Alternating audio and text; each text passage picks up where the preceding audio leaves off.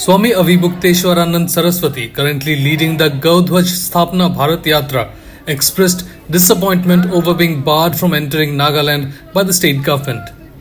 The spiritual leader was addressing a gathering at Thakurbari Mandir in Gangtok in Sikkim when he questioned the government's decision to prevent him from expressing his views.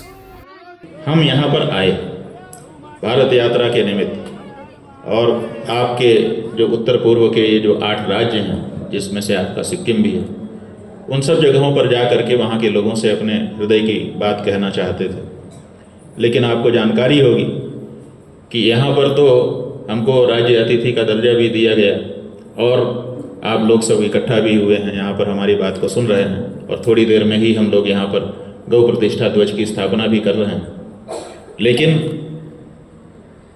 Nagaland जो प्रदेश है आपके उत्तर पूर्व का, वहाँ की सरकार ने कैबिनेट की बैठक बुला करके और आदेश पारित कर दिया कि शंकराचार्य जी नागालैंड में प्रवेश नहीं कर सकते।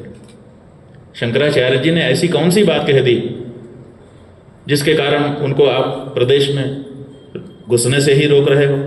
हमको बड़ा आश्चर्य हो रहा है। हमने किसी के विरुद्ध कोई बात कही होती, किसी को गाली दी होती, किसी को डांटा होता, किसी को फटकारा होता, किसी को दोषी बताया होता, तब आप अगर हमको रोक लगाते तो हमको ठीक लगता।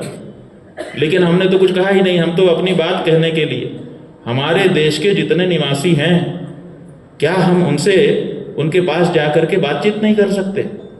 क्या हम उनसे संवाद नहीं कर सकते?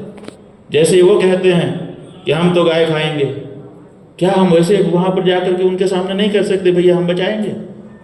इतना कहने के लिए हमको क्यों नहीं छूट दी गई? और हम अपनी भावना जब उनसे कहेंगे और वो अपनी भावना जब हमसे कहेंगे, तभी तो दोनों के बीच में बातचीत होगी और कोई रास्ता निकलेगा। The Shankaracharya of Jyotirmath also urged the chief ministers of all northeastern states not to obstruct his yatra. Earlier, the Nagaland government on September 17 decided not to grant permission to the organizers to hold the ostensibly anti-beef rally in the state.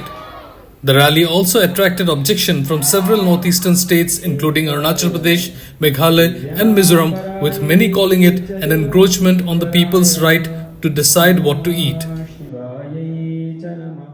Don't forget to like, share and subscribe to East Mojo. For any queries, put them down in the comments section below and press on the bell icon for notifications.